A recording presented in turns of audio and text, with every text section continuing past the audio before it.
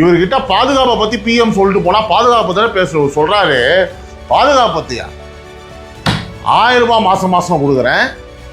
அந்த திட்டம், முதியோர் திட்டம், இந்த திட்டம், ஆ திட்டம், ஊ திட்டம், ஈ திட்டம், ஆ திட்டம்.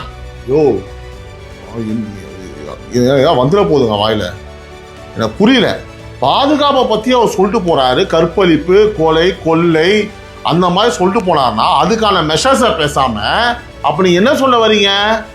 பெண்களுக்கு 1000 ரூபாய் கொடுப்பதனால் ரேப் நடந்தா பிரச்சனை கிடையாது, அவங்களுக்கு பாலியல் சீண்டல் நடந்தா பிரச்சனை கிடையாது, பாலியல் வன்கொடுமை நடந்தா பிரச்சனை கிடையாது, முதியோர் திட்டத்தில் நான் முதியோருக்கு காசு கொடுக்குறேன், அதனால 80 வயசு கலவையை ரேப் பண்ணா பிரச்சனை கிடையாதுன்னு சொல்ல வரீங்களா? இதை நான் சொல்லங்க, உங்க பதில் அப்படிதான் இருக்குது.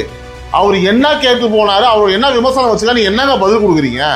உங்களுக்கு பதில் தரனா பரவாயில்ல, உங்களுக்கு கேள்வியே தெரியல ஐயா. ஐயா எப்பா சூப்பர்மேன், உங்களுக்கு கேள்வி தெரியல சூப்பர்மேன், கேள்வியை புரிஞ்சு பதில் சொல்லுங்க.